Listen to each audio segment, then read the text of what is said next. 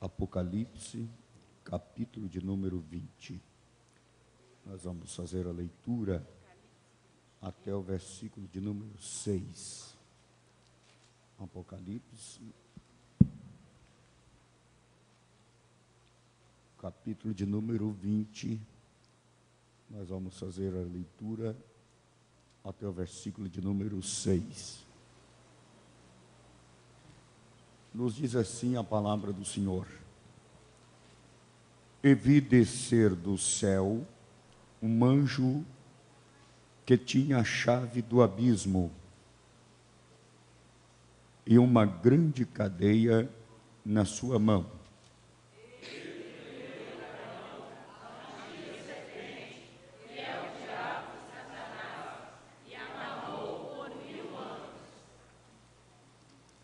E lançou-o no abismo, e ali o encerrou, e pôs selo sobre ele, para que mais não engane as nações, até que os 1000 anos se acabem, e depois importa que seja solto por um pouco de tempo.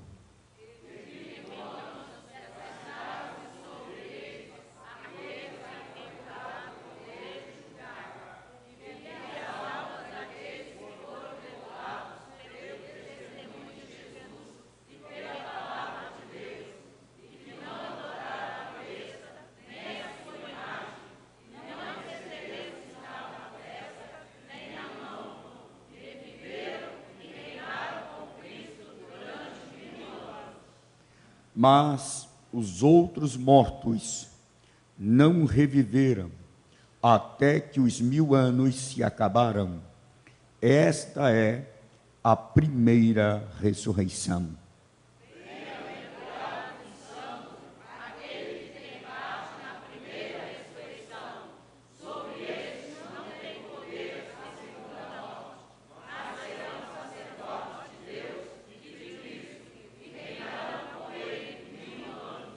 Amém. Podeis vos assentar. Meus irmãos, eu quero, antes de começar a ministrar, eu quero passar para a igreja, ver uma notícia muito boa, agradável para todos nós, é que a Thalia, que é a filha do irmão Washington, que ela estava internada, muitos tempos, acho que quase um ano, ficou lá, acho que 10 para 11 meses, 11 meses no hospital. Ela teve alta, né? Nós glorificamos a Deus, está em casa. Deus fez uma obra maravilhosa, né?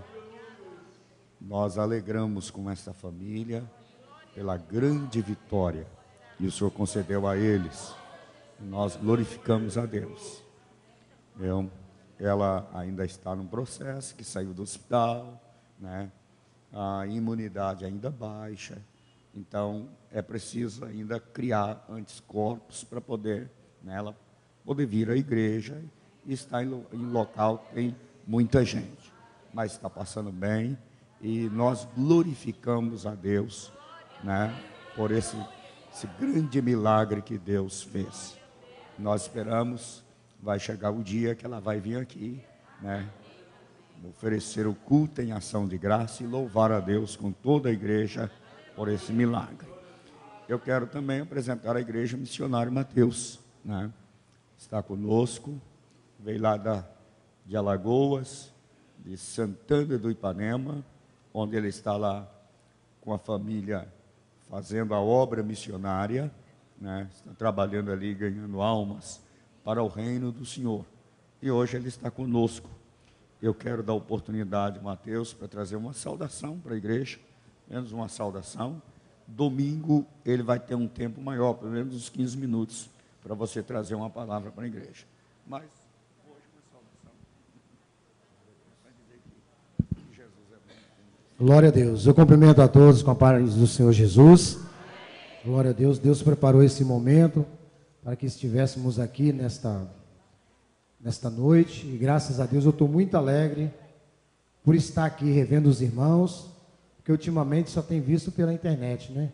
Mas em vez em quando faz, eu bato lá no televisor e volta de novo, e a gente começa para acompanhar o culto, graças a Deus. E agradecer a Deus por tudo, né? Pela oportunidade de nós estarmos trabalhando ali no sertão. E Deus tem feito maravilhas, continua curando, continua salvando, pessoas sendo libertas pelo poder do nome de Jesus. E agradecer a todos vocês pela confiança também de estarmos ali, porque sozinhos nós não fazemos nada, nós precisamos de todos, amém? Todos vocês, e é muito bom. Trago um abraço ali da minha esposa, ela não pôde vir, do meu filho Kaique também, que não pôde vir, mas Deus sabe por quê. E continue orando por nós ali, porque temos enfrentado muitas dificuldades, muita potestade, né, principados que têm se levantado ali naquele lugar, mas nós sabemos de uma coisa: quem está conosco é bem maior, para a glória e para a honra do Senhor. E continue confiando, porque Deus é bom e a sua misericórdia dura para sempre. Eu não quero tomar muito tempo, porque eu também vim aqui para me alimentar, amém? Eu vim aqui recarregar as baterias, e preciso sair daqui recarregado, porque aproveitar a oportunidade, né? Ter oportunidade, meu irmão, que vocês têm que aproveitar ao máximo, e isso eu não quero perder, eu quero aproveitar. E é bom estar revendo os irmãos, e daqui uns dias eu estarei voltando, só vim resolver algumas situações aqui que ficou pendentes, e estarei levando um abraço desta igreja também para minha esposa, para os meus filhos e todos que estão ali, graças a Deus. E continue, irmão, é muita bênção, é muita glória que Deus tem feito naquele lugar. E eu agradeço a oportunidade, que Deus continue abençoando a cada um de vocês. Amém?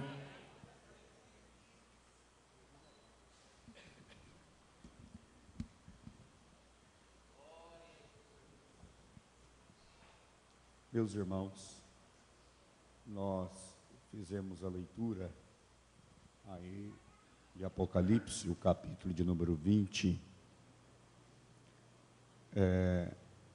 onde fala da primeira ressurreição.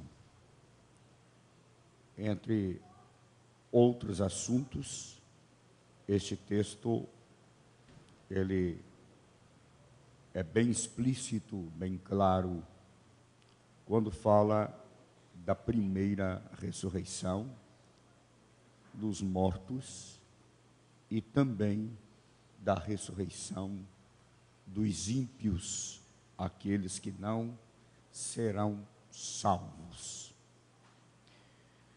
E nós estamos estudando e falando sobre a ressurreição. Falamos sobre a ressurreição de Cristo, a doutrina da ressurreição. E hoje nós vamos estudar mais um pouquinho, né, sobre este assunto. Eu li Apocalipse, o capítulo de número 20, e eu vou passar rapidamente, porque eu não vou me deter apenas no texto que nós lemos. São muitos textos, e às vezes a gente cita e faz algum comentário, passando por cima. Mas o meu objetivo é fundamentar o assunto geral sobre a ressurreição dos mortos.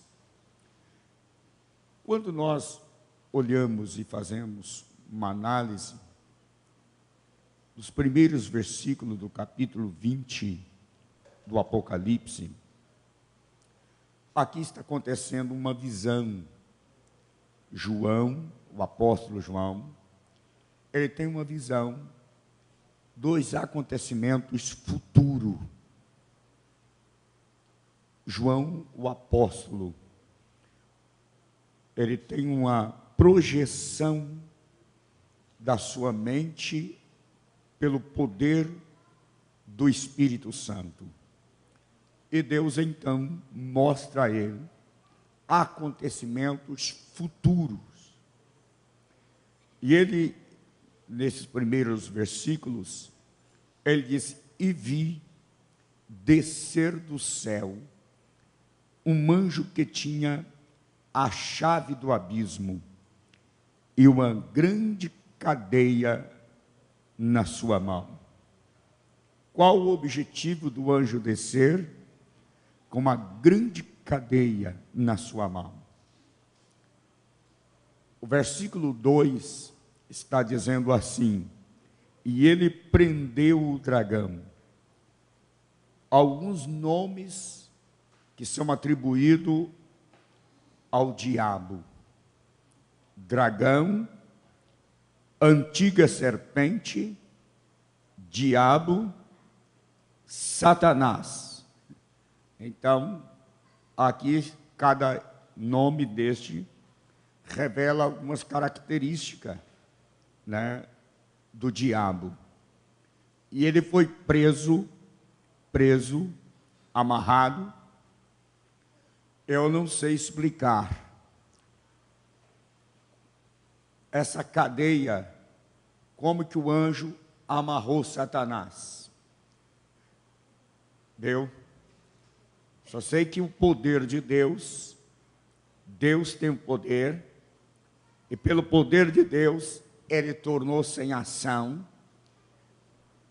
ele ficou limitado e não pode fazer nada nesse período de 1000 anos. Só imagine uma coisa: tanta morte, tanto estupro, tanta violência, tanta catástrofe, tanta destruição, tanta briga, tanto ódio.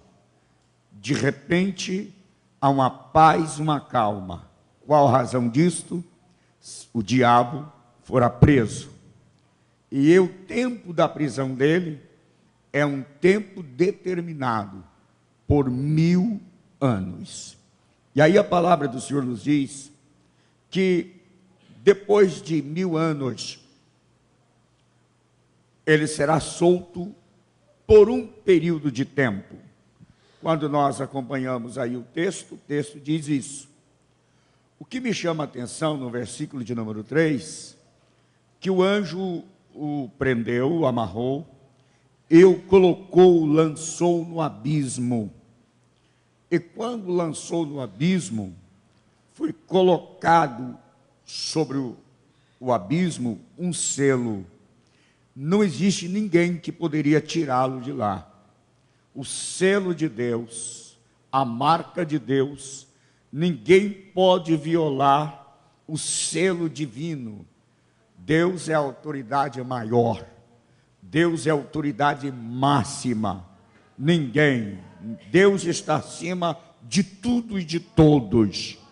E selou, pôs selo sobre ele, para que mais não engane as nações, até que os 1000 anos se acabem. Depois importa que seja solto por um pouco de tempo. Sempre existe uma pergunta: por que Satanás vai ficar preso por 1000 anos? Sempre alguém pergunta. Veja bem, um homem, no sentido geral, a espécie humana, a raça humana, tanto mulher como homem, não é, preste atenção no que eu vou dizer aqui, não é sofrimento que leva uma pessoa a servir a Deus, e nem uma vida tranquila leva uma pessoa a servir a Deus. O que pode levar uma pessoa a servir a Deus é tão somente o desejo que a pessoa desenvolve no coração. Esse desejo, ele cria uma fé, uma confiança, um amor em Deus.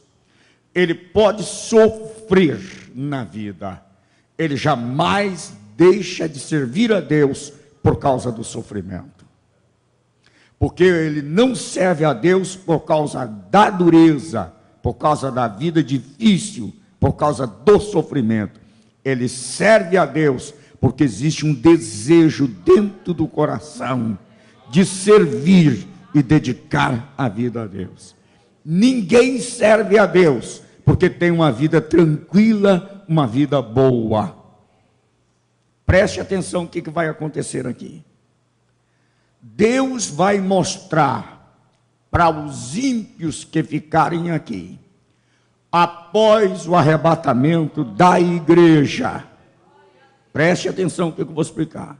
Por que Satanás vai ser preso e vai ficar preso por 1000 anos? Nós vivemos em tribulação. Jesus já disse: no mundo tereis aflições. Não é isto? A vida aqui é de aflição, é de luta. Agora, essa luta, esta aflição, ela vai intensificar após o arrebatamento da igreja. Ela vai dobrar, triplicar, vai ser maior por um período de 7 anos. Quando Cristo voltar em glória, que ele vinha aqui a esta terra, é que o diabo vai ser preso. Haverá paz, harmonia, tranquilidade na terra. Não vai ter crime, não vai ter violência, não vai ter estupro. Não é o céu aqui, mas vai ser 1000 anos de paz. Vai ser o reinado de Cristo, o governo de Cristo neste mundo por um período de 1000 anos. Haverá paz. A terra, segundo as profecias bíblicas, encherá do conhecimento de Cristo. A palavra de Deus, ela vai ser pregada, ensinada, e as nações que ficarem aqui depois do período da grande tribulação, eles irão servir e honrar a Cristo neste período de 1000 anos. A terra voltará à sua produtividade. Ela vai produzir com abundância. Os mares e os rios irão encher de peixe novamente neste período. Os frutos da terra, eles serão grandes como na terra de Canaã. A vida, ela será prolongada. O mancebo jovem que pecar, que rebelar contra Cristo, ele vai morrer, mas a idade dele vai morrer com 100 anos. As pessoas voltarão a viver naquela época do princípio, 500 anos, 600 anos, 700 anos. A vida será prolongada. A terra vai encher novamente depois deste período da grande tribulação. São promessas de Deus. Mas de repente o que acontece? As pessoas que estão vivendo em paz poderiam dormir como lá no interior. Hoje nem no interior está podendo fazer isso mais.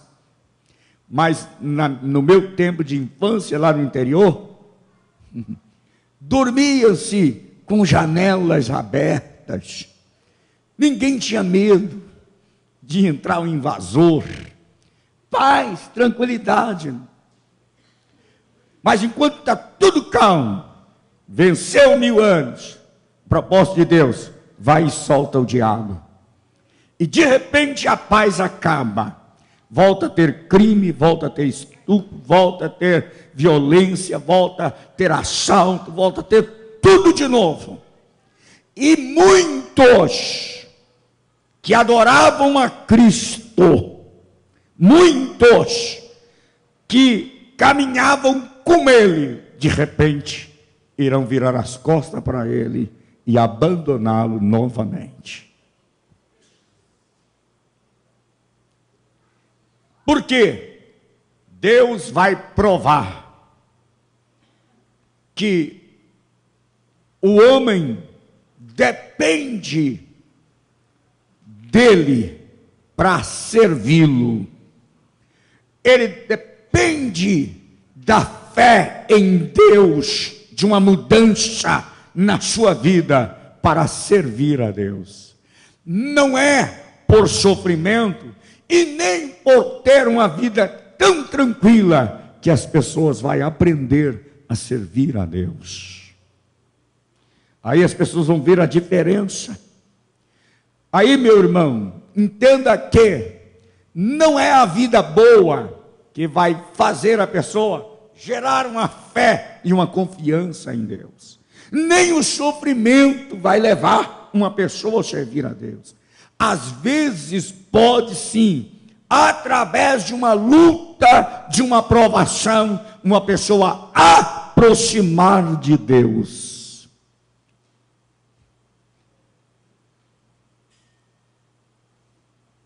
Mas é muito perigoso. Sabe por quê? Porque tem pessoas que ele só serve a Deus enquanto a tribulação está na vida dele. O dia que a tribulação acaba, ele esquece de Deus, ele afasta de Deus. Tem pessoas que só servem a Deus enquanto ele está desempregado, enquanto ele não tem dinheiro. O dia que ele arruma emprego, o dia que ele compra carro, o dia que ele arruma bens, ele começa a adquirir as coisas, ele não tem tempo para Deus, ele esquece de Deus. Porque é uma crença superficial. Ela não está fundamentada dentro do coração. Não é uma crença fundamentada na fé em Deus. Por isso Deus vai provar as pessoas que eles dependem da fé para honrar a Ele e servir a Ele em qualquer situação. Muitos, nesta época, que honravam a Cristo, que servia a Ele, de repente irão virar contra Ele e vão fazer guerra contra Cristo. E aí, veja bem, João, ele continua na visão dizendo, versículo 4, e vi, o que ele vê? O que ele vê? Tronos, e assentaram-se sobre eles, mais de um, tronos, e assentaram-se sobre eles, aqueles a quem foi dado o poder de julgar. Quem são estes? Abra sua Bíblia, 1 Coríntios capítulo 6. Vamos ler versículo de número 2. Deixa eu ver se é esse texto que fala. Deixa eu ver se é este texto. Não sabeis vós que os santos hão de julgar o mundo? Quem é o mundo? Aqui não é um mundo físico, é a massa humana. Serão julgados. Agora serão julgados por quem? Pelos santos. Deixa eu te falar aqui, ó. Não é aqueles santos que são canonizados pela Igreja Católica. Não. Não é os santos canonizados pela Igreja Católica. Estes santos canonizados pela Igreja Católica, irmão, nem lá vai chegar. Eles estarão longe de lá. Não são esses santos. Santos aqui são aqueles lavados, remidos pelo sangue de Jesus.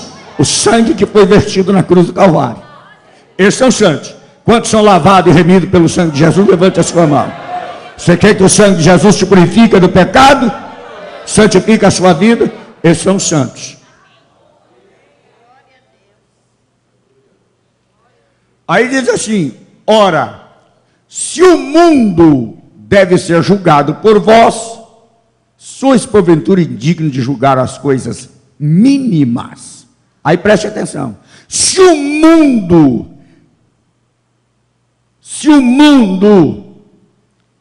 deve ser julgado por, aponta o dedo assim, ó, para quem está falando, por vós, quem irão assentar nos tronos? Quem receberão a autoridade para julgar aqui os salvos, os santos. Geralmente, quando se refere santos, não são os anjos. Santos são os salvos que foram santificados pelo poder do sangue de Jesus. Aí disse, eu vou voltar à leitura do versículo 4. E vi tronos, e assentaram-se sobre eles aqueles a quem foi dado o poder de julgar. E o que mais que ele vê aí? E vi as almas daqueles que foram. Aí tem um grupo diferente aqui. A almas específica de quem? Daqueles que foram. Aqueles que foram degolados. Aí tem um grupo específico. A alma daqueles que foram degolados pelo testemunho de Jesus e pela palavra de Deus, e que não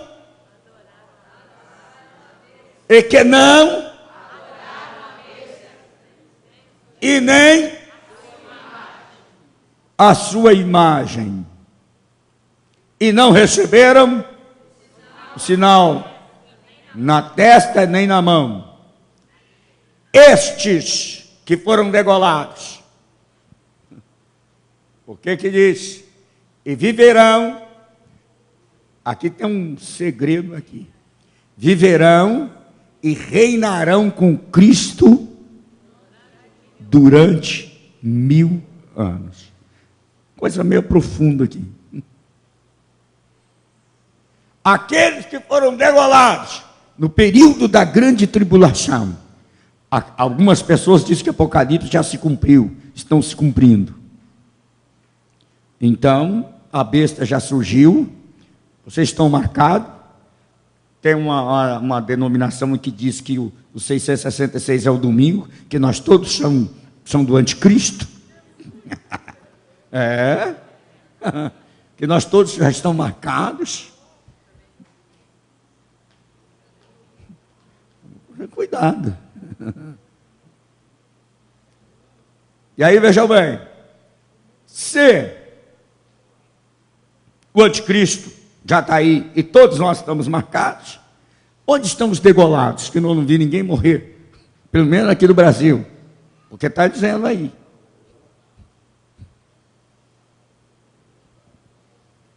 Por testemunho da palavra de Deus. Está vendo como é que as pessoas se contradizem? E quando nós prosseguimos na leitura, vejam bem, estas pessoas, após o arrebatamento da igreja, vai entrar o período da grande tribulação, aqueles que conhecem a palavra de Deus, mas que andam com um pé aqui e outro lá no mundo, né? Igual o crente Raimundo, um pé na igreja e outro no mundo, eles vão acordar tarde, a igreja já foi, e ele vai, eu fiquei, ele vai chegar aqui terça-feira, só vai estar um grupinho aqui, porque eu já estou lá em cima, já fui, você vai ficar me esperando aqui, meu irmão, quando você acordar já é tarde demais, eu fiquei. E aí o anticristo já está às portas, ele já está preparando o cenário para você receber a marca dele na mão ou na testa. Não é isso que nós estamos vendo? Não é o anticristo ainda. Acredita-se, pode ser que ele esteja aí, mas ele ainda não se manifestou. Mas depois que a igreja for tirada, ele vai dar a solução para o conflito e a desordem que vai instalar aqui neste mundo. E aí ele vai dominar, ele vai colocar a marca dele, está entendendo? E a coisa é bem preparada tecnologicamente, vai ser bem preparada. Quem não o adorar, quem não prestar o culto a ele, e nem a sua imagem, aí vai ter que confessar que é de Cristo. Não, eu não subi no arrebatamento da igreja, mas eu quero a salvação da minha alma. Eu não adoro outro a não ser Cristo. Então, meu irmão, você vai ser se passar a espada assim de uma vez, beleza. Mas o pior é se começar devagar assim. Nega Jesus, nega, não nego, nega, não nega. E aí, meu irmão, tem que ter fé mesmo para morrer. Isso é no período da grande tribulação. Estas pessoas, o que está escrito ali? Eu não ia detalhar e acabei detalhando um pouquinho aqui, porque não é esse o meu objetivo. Eu estou falando sobre a ressurreição, mas faz parte aqui do assunto. Não adoraram a besta, nem a sua imagem, e não receberam sinal na testa nem na mão. O que vai acontecer com eles? E viverão e reinarão com Cristo durante 1000 anos. Como eles podem reinar com Cristo, uma vez que eles morreram decolados? Eles irão ressuscitar. Salvos, eles irão ressuscitar. Quando Jesus descer em glória para reinar aqui, no final da grande tribulação, eles irão ressuscitar. Perderam a oportunidade que a igreja vai receber. Por causa disso, irmão, seja fiel a Deus. Não deixa para você ir depois, não. Lute para ir no arrebatamento, porque no arrebatamento você vai entrar na cidade pelas portas. Você vai entrar no céu pelas portas. Você vai receber galardão lá no céu. Você vai participar das bodas do Cordeiro. E tudo isso enquanto está acontecendo a grande tribulação aqui. Quem for depois não vai entrar no céu pelas portas, não vai receber galardão, não vai sentar na mesa com Abraão e participar das bodas do Cordeiro que já foi passado. Apenas vai ter o privilégio de ressuscitar na primeira ressurreição, mas o privilégio que vai ter vai ser reinar com Cristo durante 1000 anos. Talvez é difícil de entender, mas eu creio que deu para entender, não deu? Aí veja bem, quando a palavra do Senhor nos diz aqui, e no versículo de número 5, que aqui, irmãos, neste texto encerra, existem algumas controvérsias na ideia, não na palavra de Deus, nas ideias. Mas nós defendemos nossa doutrina, na nossa teologia, nós defendemos que a primeira ressurreição, ela encerra com a volta de Jesus em glória, com a ressurreição desses que morreram degolado. Aqui encerra a primeira ressurreição. Por isto, o Apocalipse, o versículo 5 diz assim, veja bem a expressão, mas os outros, quem são os outros?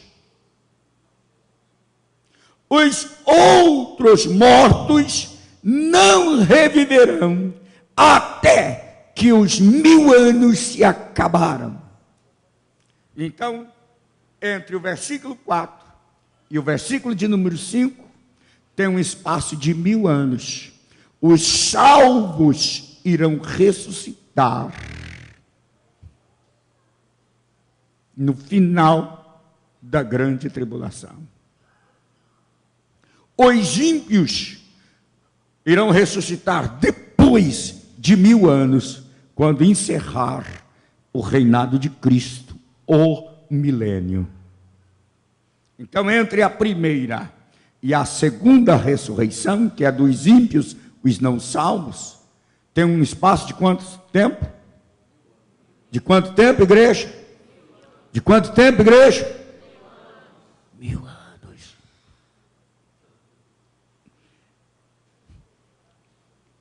tem um espaço aí de 1000 anos. Vejam bem, por isso, o versículo 5 deixa muito claro para nós, dizendo assim: mas os outros mortos não reviveram, até que os 1000 anos se acabaram. Esta é, o que ela é? A primeira ressurreição.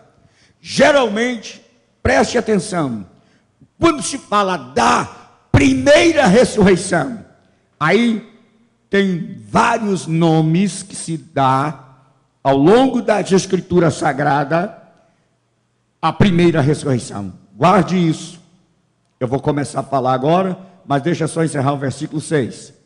O versículo 6 diz assim: bem-aventurado o santo, bem-aventurado e santo, bem-aventurado e santo, bem-aventurado e santo, aquele que tem parte na primeira.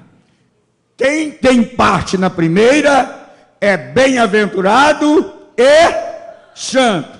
Significa que os que não fazem parte da primeira não são bem-aventurados e não são santos. Bem-aventurados e santos os que fazem parte da primeira. Fechou a primeira. Entenderam? E aí prossegue, dizendo: sobre estes, os que fizeram parte da primeira, estão selados, garantidos, alcançou a perfeição em Deus. Sobre estes não tem poder a segunda morte, separação eterna de Deus. Estarão juntos de Deus os que fazem parte da primeira, mas serão sacerdotes de Deus e de Cristo, e reinarão com Cristo por 1000 anos. Então a primeira ressurreição, ela acontece antes do milênio. Todos os salvos que irão passar pela ressurreição, eles ressuscitam antes do reinado de Cristo. Muito bem, vamos lá. Nós estamos falando lá no finalzinho, mas eu quero detalhar alguns pontos da primeira ressurreição, ou seja, da ressurreição dos crentes salvos em Cristo Jesus. Abram a sua Bíblia comigo, Lucas, o capítulo de número 14 e 14. Lucas 14 e 14. Aqui, Lucas, ele está falando desta primeira ressurreição, mas ele está falando da ressurreição dos justos, e serás bem-aventurado, porque eles não têm com que tu recompensar, mas recompensado serás na ressurreição dos justos, porque ela difere dos ímpios. A ressurreição dos justos, que é a primeira ressurreição. Vamos lá, João 5:29. Que a palavra do Senhor nos diz aí, que esta ressurreição, capítulo 5 e o 20 e 29 do Evangelho de João, está falando que esta ressurreição aqui, que é também a primeira ressurreição, a ressurreição dos justos, ela é uma ressurreição para a vida, e os que fizerem o bem sairão para a ressurreição da vida, porque irão ressuscitar, irão para junto de Deus, para a vida eterna, para as mansões celestiais, para o lar eterno, lugar de paz, de gozo, de alegria, de felicidade eterna, ao que nós esperamos como salvos em Cristo Jesus. Por isso João, ele fala, e os que fizeram o bem sairão para a ressurreição da vida, e os que fizerem o mal para a ressurreição da condenação, que é a ressurreição que vai acontecer depois do milênio. Vamos lá, Filipenses 3, e versículo de número 11. O que Paulo fala da ressurreição em Filipenses capítulo 3, versículo de número 11. Cada versículo desse tem algum detalhe que nos chama a atenção. Paulo está falando aqui, e quando Paulo fala nesse texto, ele está dizendo, para ver se, de alguma maneira, eu possa chegar à ressurreição. Aqui está, dos mortos, mas tem uma versão que diz, para ver se eu posso chegar, de algum modo, à ressurreição dentre, tem essa versão aí, alguém está com essa Bíblia? Dentre os mortos, porque estão todos mortos, não salvos e salvos.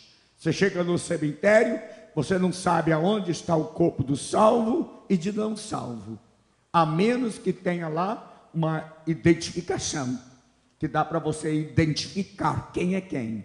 Não tendo, você não sabe.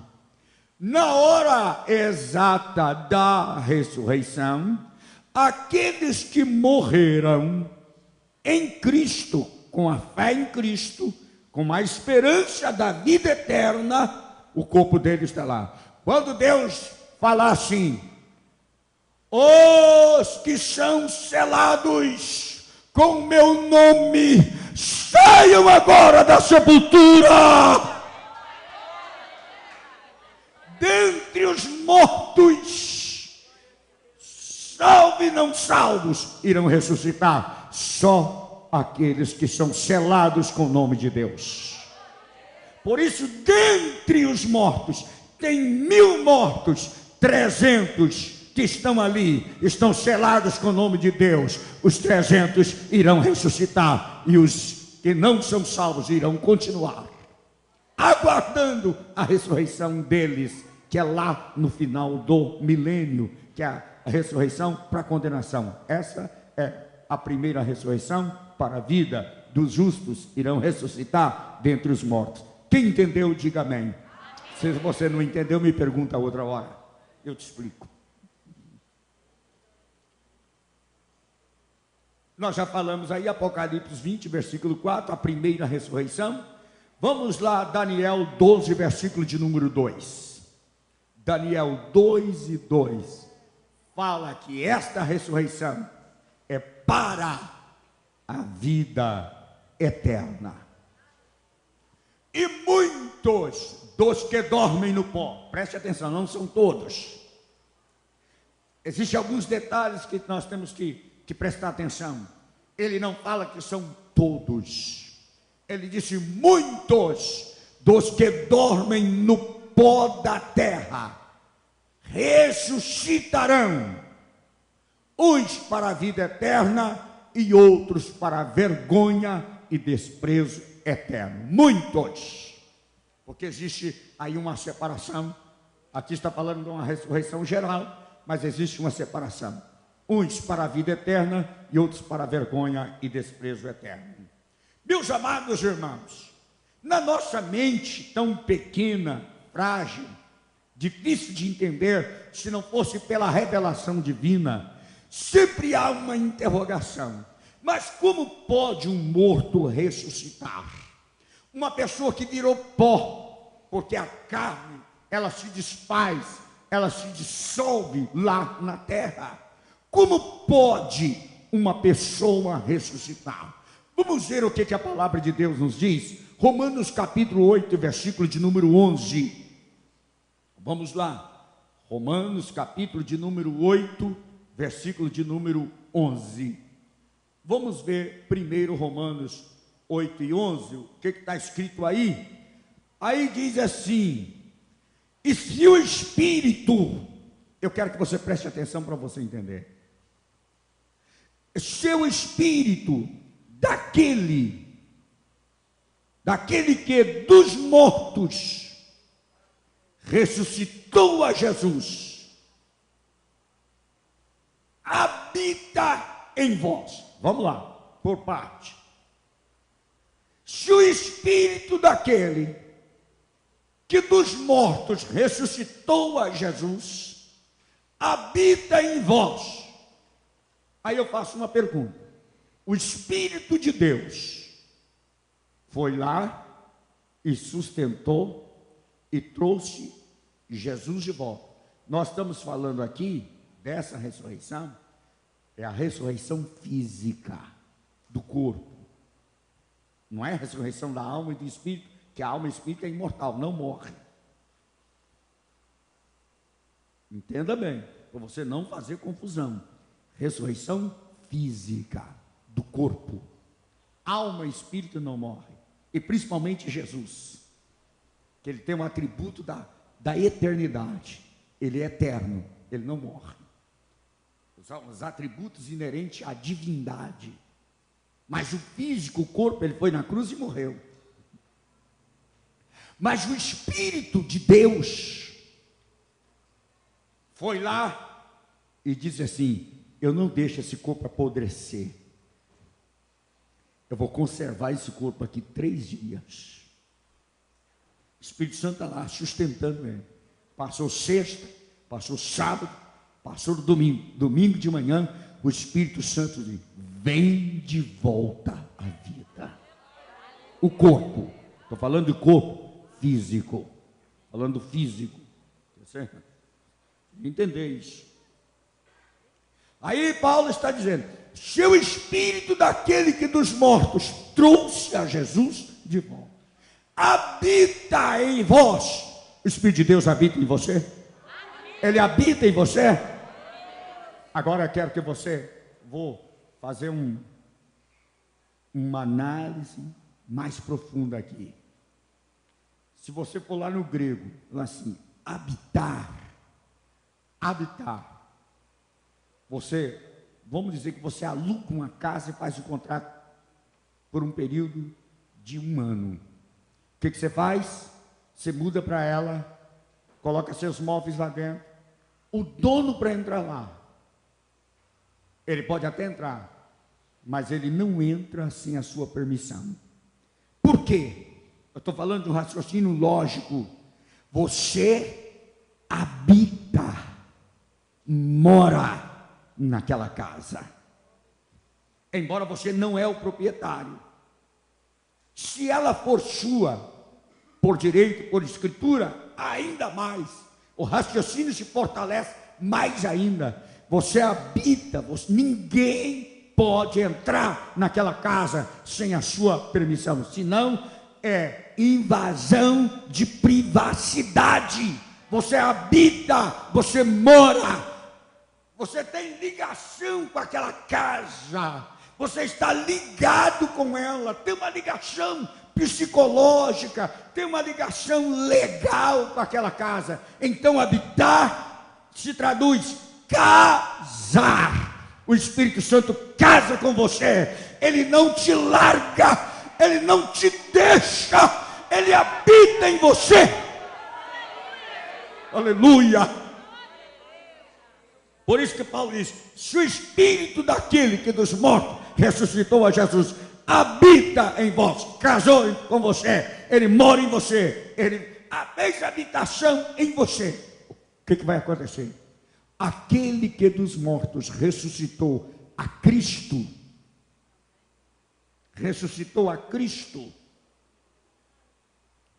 também, o que ele vai fazer?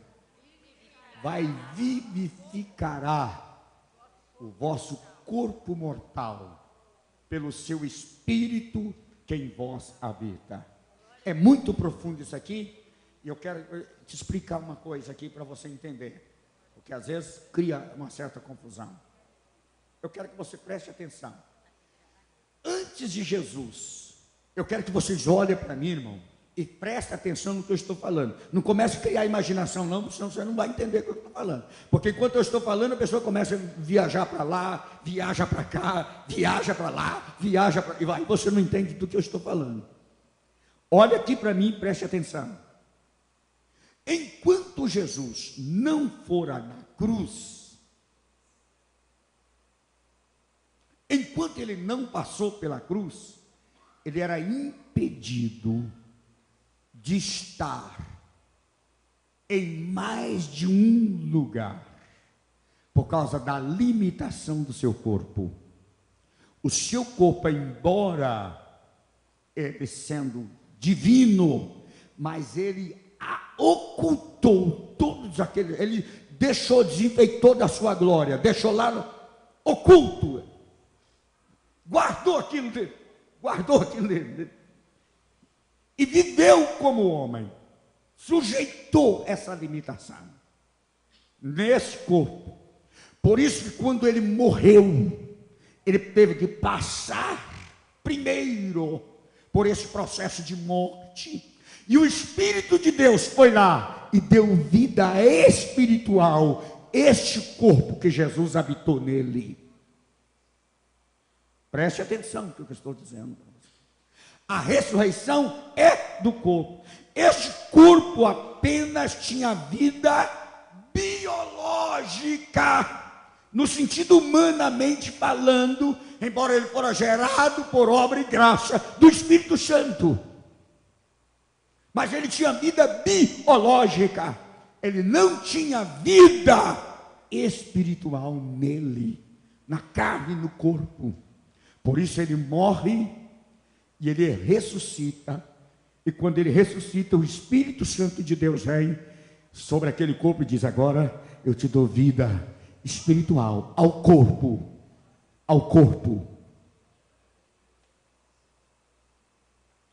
A transformação da matéria ao corpo. Aí, quando Jesus ressuscita, ele não ressuscita com aquele corpo que ele foi sepultado. Ele ressuscita em um corpo transformado, um corpo vivificado pelo poder do Espírito Santo. Agora não. Agora ele pode estar em mais de um lugar ao mesmo tempo. Agora não, ele não está limitado à distância. Ele pode estar aqui num abrir e fechar de olhos, e ele pode estar lá no Japão daqui a um instante. Apareceu lá, porque o seu corpo agora não está mais sujeito à distância, ao tempo. O seu corpo agora é um corpo espiritual. Quem deu isto ao esse corpo? O Espírito Santo. Por isso que Paulo disse: o Espírito daquele que dos mortos ressuscitou a Cristo habita em vós. O que vai acontecer com você? Vivificará o vosso corpo mortal pelo seu Espírito que em vós habita. Quantos crê nessa palavra? Levante a sua mão e glorifica o nome do Senhor. Deu para entender? Aí esse corpo, ele vai ser vivificado. Você tem vida, mas essa vida é física. Essa matéria tem vida da alma, do sangue. Mas ele precisa da vida espiritual nele. E essa vida espiritual, essa transformação dessa matéria em um corpo ressurreto, é só o Espírito Santo de Deus quem pode fazer. Por isso Paulo, ele está dizendo aí, no versículo 11, é o que nós estamos lendo. Vamos lá, mais um texto. Filipenses, eu ainda tenho uns minutinhos. Filipenses 3, versículo 21. Vamos ver, porque eu quero que você fundamenta a sua fé na revelação das Sagradas Escrituras. Filipenses 3, versículo 21. Que transformará, preste atenção, que ele está falando de uma transformação. Essa matéria que está sujeito à morte, sujeito à dor, sujeito à doença, sujeito à fraqueza, ela será transformada, transformará o nosso corpo abatido, sujeito a pecado, sujeito a doença, sujeito a rancor, sujeito a ódio, sujeito a tantas coisas, a fraqueza, para ser conforme, parecido, o seu corpo que jeito que é o corpo? Corpo glorioso, segundo o seu eficaz poder, de sujeitar também a si todas as coisas. Não tem distância, não tem tempo, não tem parede, não tem nada que vai aguentar esse corpo. Tudo está sujeito a ele.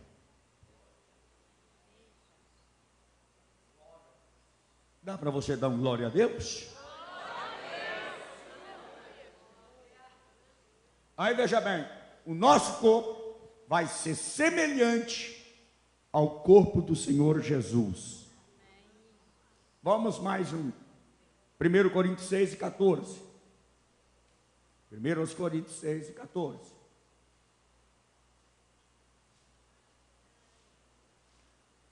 1 Coríntios 6 e o versículo 14 está dizendo o seguinte: ora, Deus que também ressuscitou o Senhor, o que vai acontecer? O que Ele vai fazer conosco?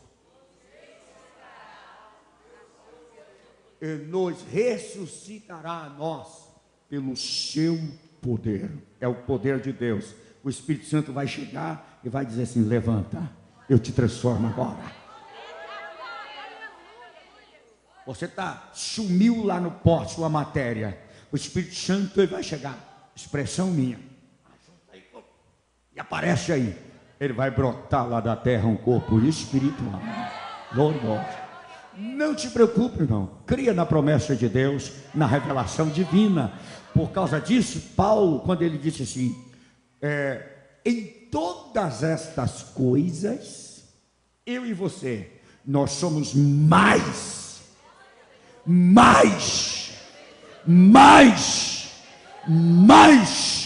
que vencedores por Cristo Jesus. Porque não importa, ainda que a sua matéria pode sumir, Deus vai trazer de volta o seu corpo físico. Glória a Deus, glória a Deus. Por isso que quando nós falamos da ressurreição e estudamos a ressurreição, como ela é mostrada na palavra de Deus, ela é mostrada aqui, através da revelação divina, como uma expressão de força e de poder.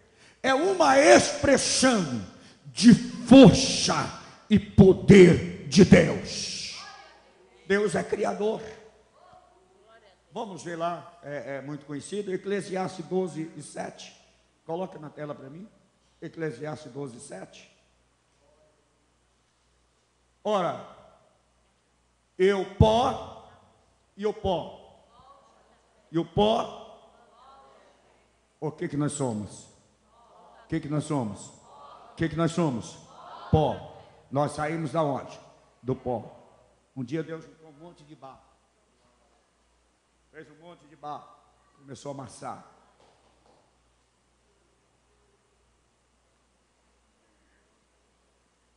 Pôs o nariz no lugar certo, a orelha no lugar certo, fez o buraco aqui, diz aqui vai ser o olho, fez esse aqui, colocou um negócio aqui que até hoje eu não sei para quê, entendeu? Só ele que sabe, entendeu? E Deus é perfeito, um verdadeiro artista. Tem hora que eu fico imaginando, você já pensou se Deus coloca o nariz na testa? Que coisa mais horrível que seria. Mas ele fez a estética certinho. Estava aquele boneco lá, pó. Aí ele chega na narina do homem.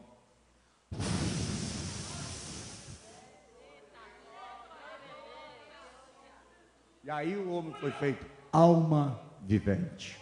O Espírito de Deus, o fôlego de Deus entrou e fez essa população que existe neste mundo. Aí foi feito alma vivente. Mas é pó. Por isso que, e o pó volte à terra, como o era. Você veio do pó e vai voltar, pô. Por isso que a expressão é de poder de Deus. É uma expressão de poder, de glória. Você vai voltar para o pó, mas vai voltar com uma promessa de Deus: a ressurreição. Por isso que Jó, ele disse lá em Jó 7:14. Coloca para mim Jó 7:14. 14:7. É 14:7. Coloca para mim aí Jó 14:7. Porque há esperança. A esperança não morre, irmão. Ela é gerada pela fé em Deus. Existe esperança vã, mas dentro do princípio cristão e da revelação divina, existe uma viva esperança, que nem a morte mata ela. Você vai pro pó, mas você leva uma viva esperança, porque há esperança para a árvore, falando do homem, que se for cortada ainda se renovará, e não cessarão seus renovos. Pode cortar, você dissolve, vai lá para o pó, mas vai chegar o dia que o Espírito Santo vai chegar. Você é meu, ajunta aí e levanta daí. Agora levantar um corpo espiritual. Vamos voltar lá para prosseguir, para ver, minha hora já está acabando. Mas nós estamos falando aí, Romanos, nós falamos em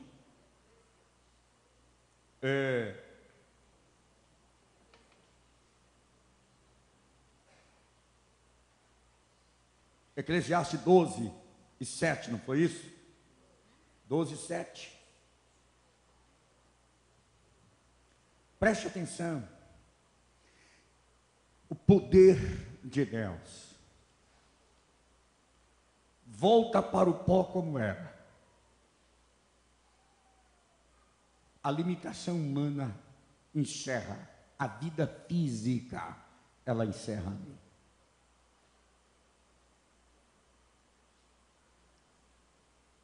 Ela acaba ali. Mas quando você leva a virtude para ali, para o pó, o Espírito de Deus, ele vai lá com seu poder e restaura e traz de volta. Por causa disso, irmão, é muito sério, sabe? Ninguém tem direito de julgar ninguém. Não julgue ninguém. Isso só pertence a Deus, julgamento. Tem muitas pessoas que gostam de julgar os outros. Você não sabe o espírito da pessoa. Só Deus o conhece. Nós não temos o direito de julgar ninguém. Mas existe uma coisa que é um fato que todos precisam entender. Você não pode findar a sua vida física. Preste atenção. Ninguém sabe a hora que ela vai findar. Você sabe o dia que você vai morrer? Se falasse assim, ó, você vai morrer dia 2 de fevereiro de 2018, você estaria desesperado. Meu Deus, o que eu vou fazer? Meu Deus, 2 de fevereiro está chegando. Oh Deus, ninguém ia viver o maior desespero da vida. Ninguém sabe. Mas quem pode garantir que amanhã você vai estar vivo? Alguém tem certeza? Então o que você tem que fazer? Está preparado para morrer. O Espírito de Deus está em mim. Se a morte chegar, Ele vai me ressuscitar em glória. Ele vai me levantar da sepultura para viver uma vida vitoriosa ao lado de Deus. Essa é a certeza que você precisa ter. Essa é a convicção que todo crente precisa ter. Mas para manter o Espírito Santo na sua vida, aí existem muitas coisas que eu preciso observar, senão ele sai fora. É preciso manter o Espírito Santo na sua vida. Aí eu te pergunto, o Espírito Santo de Deus está aí? Se ele não está, você deve secretamente falar: Espírito Santo, eu preciso de ti. Eu te quero na minha vida. Não me deixe de jeito nenhum. Ele precisa casar com você. Ele precisa habitar em você. Ele não pode ser apenas uma visita na sua vida. Veio hoje na hora do culto, mas quando sai ali fora, ó, adeusinho, Espírito Santo. Quinta-feira você volta, eu vou estar na igreja de novo. Domingo você volta, porque eu só preciso de ti enquanto eu estou na igreja, para te adorar, para cultuar. Depois que acaba aqui, ó, adeus. Não, o Espírito Santo precisa estar na sua vida, porque quando a vida física encerrar, nós vamos entregar o seu corpo lá na sepultura, mas a fé, a esperança e a caridade vai ser plantada lá, Anamachurianto Calamacai, e quando chegar o dia exato, o Espírito Santo vai dizer: levanta daí, levanta daí.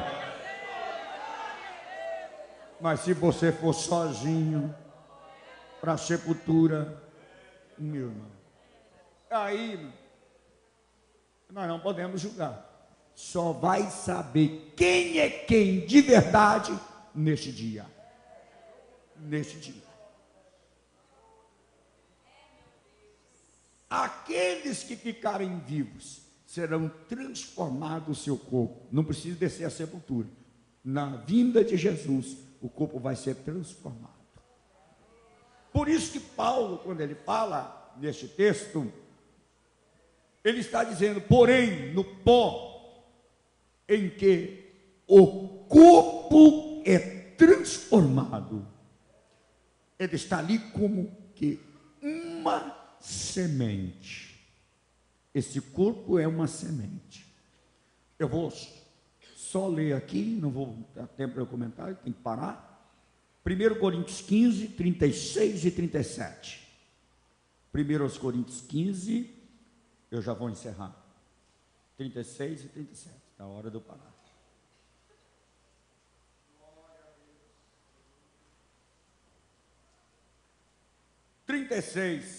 Está escrito assim: insensato, o que tu semeias não é vivificado se primeiro não morrer. Você planta a semente, ela não nasce, brota lá, se primeiro ela não apodrecer. É um mistério. Você planta o caroço de feijão, nasce aquela folhinha, lá ele começa. Mas quando você chega lá, ele apodreceu. Quando ele passa pelo processo da putrefação, é que nasce o DNA da vida, surge ali. Do mesmo modo, o caroço da manga. Eu tenho certeza que quando você estava lá no primário, alguém mandou você colocar um caroço de feijão no algodão, mandou você plantar em casa, para ter essa experiência. Talvez uma outra experiência, né? Não foi isso? Alpiste? Pois é, irmã, foi outra coisa, né? Mas aqui, assim é o corpo. Você planta este corpo lá, mas ele vai com o Espírito Santo de Deus. O Espírito Santo faz ele levantar com uma nova vida, com vida espiritual.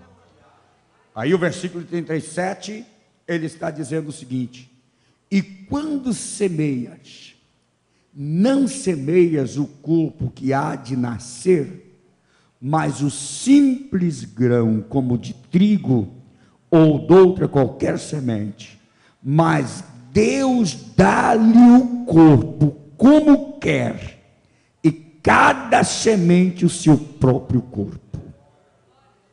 E aqui tem coisas muito profundas aqui, que eu vou deixar para terça-feira que vem. Não dá nem para eu falar agora, porque a hora já acabou. Se eu começar a falar, não vai dar. Deixa para terça-feira que vem, se Deus quiser. Mas preste atenção uma coisa. Talvez na sua mente esteja pensando: pastor, para eu ter vida espiritual, no físico, porque você tem vida espiritual na alma, no espírito. Seu espírito é vivificado, mas o corpo ainda continua. Ele adoece, ele enfraquece, passa pela morte. Mas vai chegar o dia que ele vai ser plantado lá. Se ocorrer a hora da ressurreição, porque Deus tem uma hora, é a chamada colheita geral, e eu não passar pela morte, talvez você vai estar andando na rua, ou talvez você vai estar dirigindo o carro, ou talvez você vai lá dentro do avião, ou talvez está na empresa operando uma máquina. Quando chegar esta hora, o Espírito Santo vai chegar. Calamachurianta, que nem me cai. Você pode estar no volante do carro, irmão.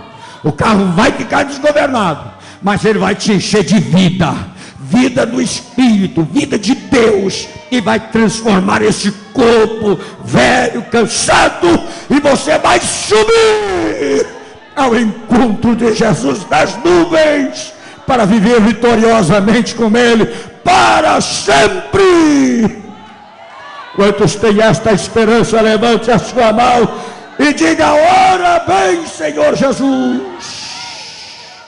Eu espero esta hora, este dia.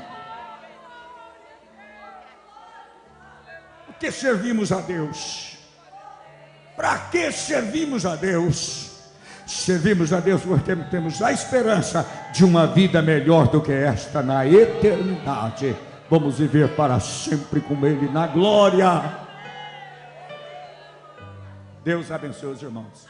Eu quero pedir os diáconos para recolher a oferta.